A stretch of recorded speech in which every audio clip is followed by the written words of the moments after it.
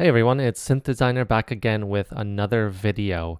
Today I kind of want to talk about something that I kind of think is a bit of a misconception when it comes to presets and using presets.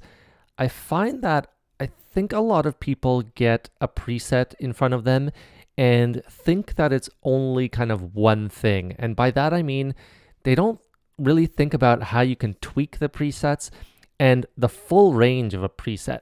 Now, when it comes to Serum, for example, we have these kind of mod wheels that a lot of creators use to kind of open things up. They change filters, they add some effects, and that's cool, but that's not always going to be the case. And for example, I don't use a lot of mod wheels when it comes to creation of my presets. However, I do want to emphasize that just because the preset comes in one way doesn't mean you shouldn't shape it to the type of sound you need for your context. Now, what do I mean by that? So let's just listen to this kind of plucky sound here for a second.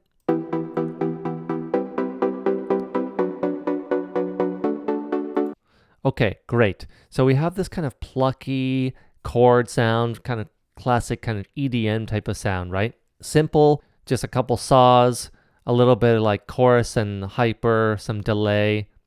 Nothing too complicated, a little bit of reverb. Nothing complicated about it. But what if you wanted a little bit of a brighter sound? Well, okay. Let's look at the cutoff here. Simple as that, you could just go to it.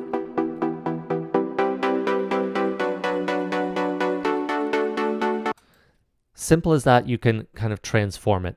Now, this is just one example, and I'm going to go into more detail, but I really want to emphasize here that presets are not a static thing. They are a kind of dynamic, ever-changing thing if you want them to be. So don't ever think about your presets in one way, and let's get into more details right now. I just want to mention that if you're new here, head over to synthdesigner.com and you can download more of my preset packs, absolutely free, no signups required.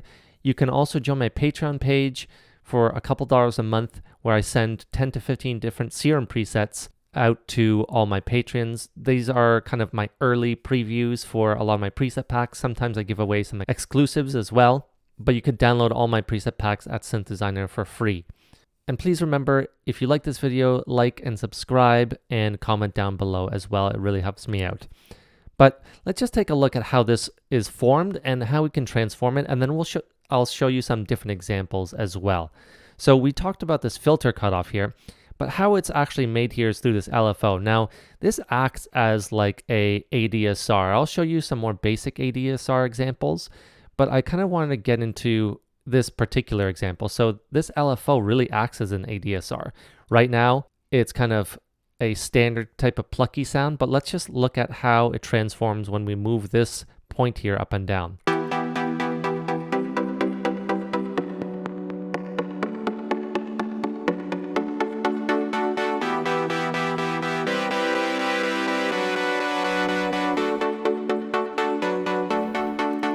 So you can see just by moving this, it really changes the sound significantly. Now, this is not a standard example of how you would use ADSR, so let's just take a look at a different preset. The reason I used this one in particular is because I had some just basic chords formed, and I wanted a pluckiness, and this LFO attached to the filter really allows us to give that pluckiness here. If I want to create a standard plucky sound, so let's move over to a different preset. You can see here, they're just standard chords. So we're gonna have to change up these chords here. Rather than having full chords here, we'll just change them to something more plucky. Okay, so now we have more plucky chords, so let's listen in.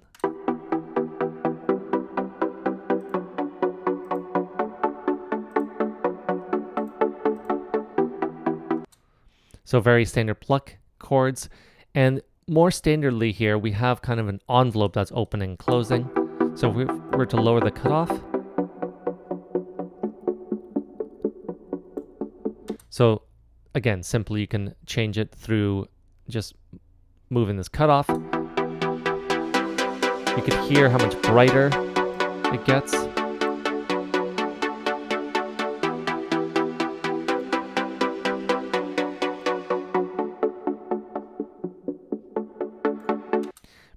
let's just keep it about here for now. And what happens if we change this ADSR here? So let's just play around with the decay a little bit.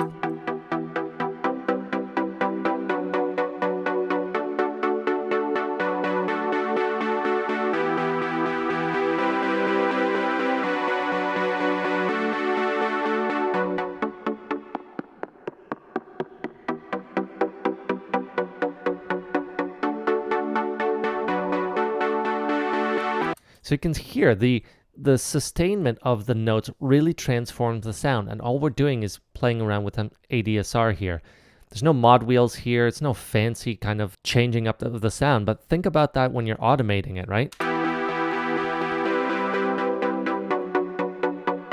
The amount of space that takes up, like this little pluck here versus this, is completely different, and this is just a matter of changing up the ADSR. So think about that when you have the preset that you like. Don't think about it as one thing, think about of all the things it can be as well. So back to our original example here, if we were to go back to just the original sound where we had kind of, instead of the pluckiness of it, we had this sound. Well, okay, that's not really working very well in terms of sound. That's fine, maybe it's some sort of filler, but what if you needed kind of more of that sound, but you just had a pluckiness? You like the tone of this? Well, then again, let's look at the...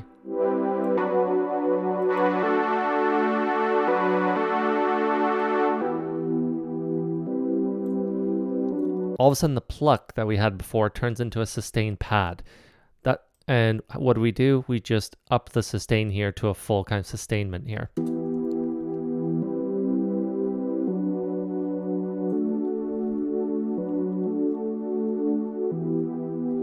This is the same exact preset, but what did we do? We changed the ADSR, we changed the filter, and we changed kind of the character of it because it suited what we need. So don't think of things in one static way, right? Think about a few things when you're picking your sounds.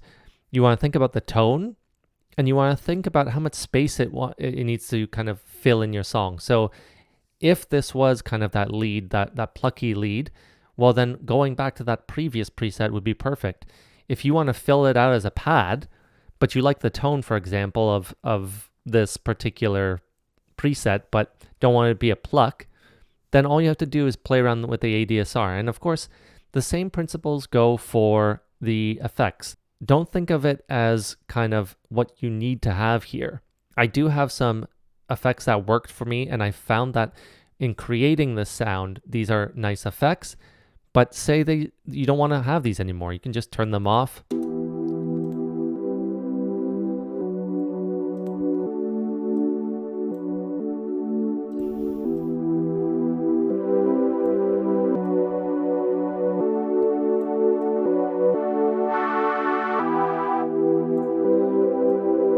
And of course, the filters can be changed a lot as well through resonance.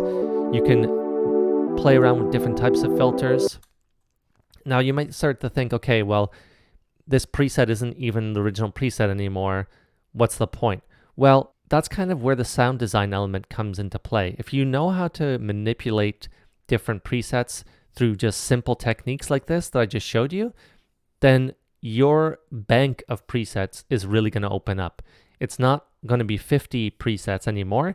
You're going to make it feel like it's a couple hundred because of everything it can do and all the simple changes you can make to kind of create your own sounds and to make them fit to your own music. So hopefully you guys kind of understand what I'm getting at here. These presets aren't meant to be static that I'm giving you, or any presets that you download.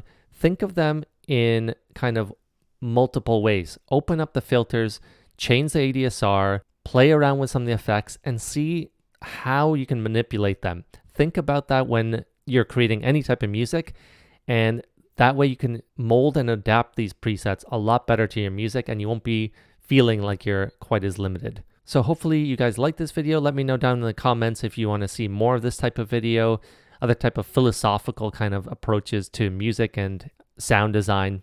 I hope you all enjoyed it, and I'll see you all next time.